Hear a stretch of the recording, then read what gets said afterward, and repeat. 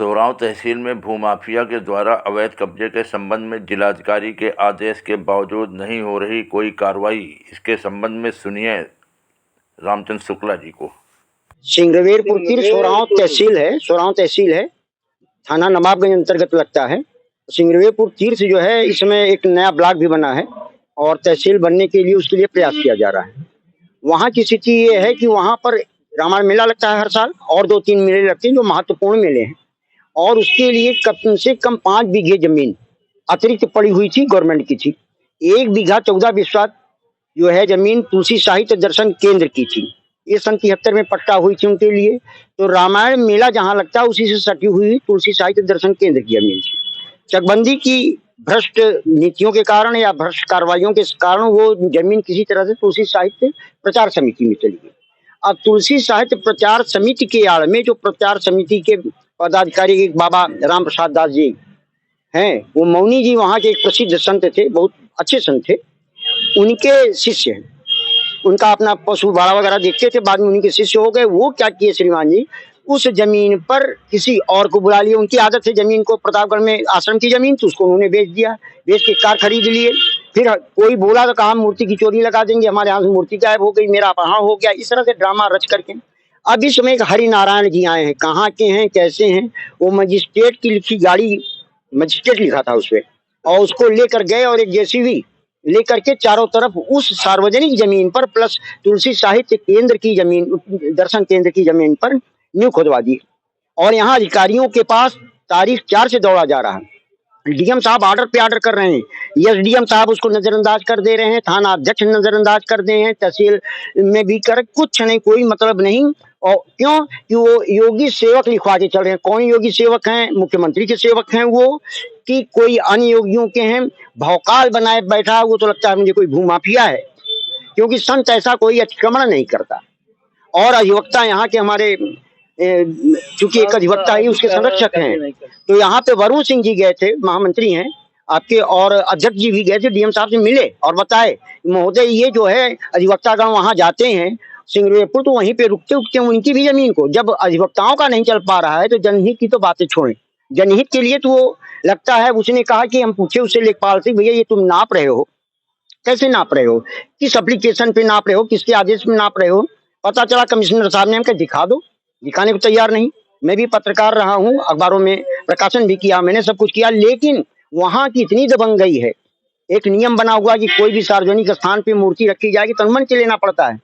किसने अनुमति दिया, किसने नहीं दिया, वो भौकाल बना के धार्मिक आयोजन के आड़ में उस जमीन को कब्जा करके ये भूमाफिया उसको कब्जा करना चाहते हैं। इसकी सूचना कहीं आप अधिकारियों को दिया? जिलाधिकारी महोदय को दिया, इसको 3 बार दिया। जिलाधिकारी महोदय ने सम्यक आदेश किया है मौखिक, और एसडीएम साहब ने एक लेटर भी जारी किया। ये सारे कागजात उसी के संबंध में हैं और सब कुछ। इसकी मीटिंग भी डाक बंगला मऊआमा के पास में हरिशनगंज में हुई, और एसडीएम साहब ने दोनों पक्षों को 2.5 घंटा 3 घंटा सुना भी। सुनने के बाद भी वहां पर निर्माण कार्य वो दबंग लोग नहीं बंद करें। यानी उत्तर प्रदेश शासन से दबंग लोग ज्यादा ताकतवर हैं, क्योंकि उनके गाड़ी में योगी सेवक लिखा हुआ है। वो कहते हैं हम मजिस्ट्रेट लिखी गाड़ी लेके चलते हैं, मुझे कोई डर नहीं। आपने कहाँ सूचना दिया?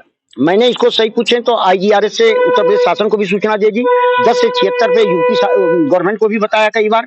मैंने डिस्ट्रिक्ट कंट्रोल रूम को बता दिया कि स्थानीय लोग बहुत जो हैं भड़के हुए हैं, बहुत उनको कष्ट है उससे, और स्थानीय लोगों में और इन लोगों में कुछ न कुछ बवाल हो सकता है, अशांति हो सकती है, लेकिन कहीं कोई जू नहीं रेंग रहा है। बल्कि ये सूचना आ रही कि तुमको ये FIR करा देंगे और तुम्हारे खिलाफ मुकदमा कर देंगे, और इंस्पेक्टर साहब उधर से रुचि लेते हैं।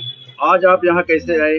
हम डीएम साहब से मिलने आए थे, क्योंकि डीएम साहब ने कल आश्वासन दिया था इस बात का। एसडीएम साहब से बात किए थे कि तत्काल वहां पर जब इनके पास अपनी जमीन है, अपना आश्रम है, तो वहां जाके पूजा पाठ करें, वहां जाकर के ये सब कुछ करें।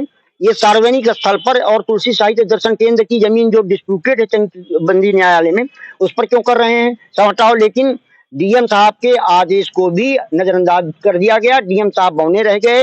अब कैसे रह गए पता नहीं, कहाँ क्या मामला है। आज डीएम साहब से मिलने आए, उन्होंने आपकी मुलाकात हुई डीएम साहब? नहीं, डीएम साहब ने ये कहा था कि हमको बताना।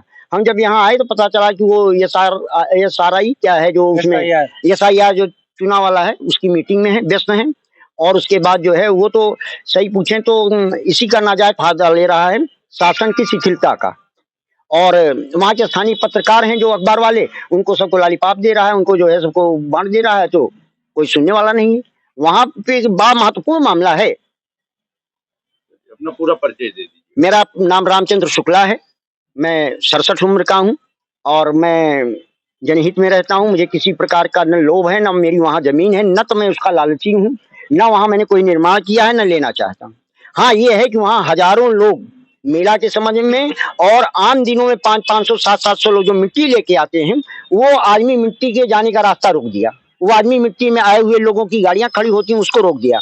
यहाँ तक कि गायें जो वहां बैठा करती थी रात में, उनको भी डंडा मार मार के भगा रहा है, कह रहा है मैं संत हूँ, योगी सेवक हूँ। उत्तर प्रदेश और सर्किट हाउस में रहता है। तमाशा इस बात का है, ऐसा भौकाली आदमी जिसका कोई पता नहीं कहाँ है क्या है, वो सर्किट हाउस में बताता है मैं सर्किट हाउस में रहता हूँ और मैं मजिस्ट्रेट के गाड़ी लगा के चलता हूँ, मेरी गाड़ी है और क्या कर सकते हो कर लो, जो कुछ करना हो, मैं तो तुम्हारा ऐसा कर दूंगा, उठवा लूंगा एक दिन में। यद्यपि उसके जो करता है भगवान क्रिया सिद्धि सत्य बहुत मेहताम उपकरण, मैं जानता हूँ जो करेगा ईश्वर करेगा। आप लोगों सच्चाई के लिए मैं ये सारी बात बता रहा हूँ। डीएम साहब नहीं मिले अभी तक, मैंने इंतजार किया, आगे भी प्रयास करूंगा। और कमिश्नर साहब के बारे में तो नहीं बता सकता हूँ, बताया यही गया है कमिश्नर साहब का आदेश है, लेकिन कमिश्नर साहब का आदेश अगर होता है डीएम साहब उसको रोकते ना। वो कहते कमिश्नर साहब का आदेश है, इसलिए वो सब कुछ झूठ बोल रहा है, झूठ के आधार पर ये सारी कहानी गढ़ी जा रही।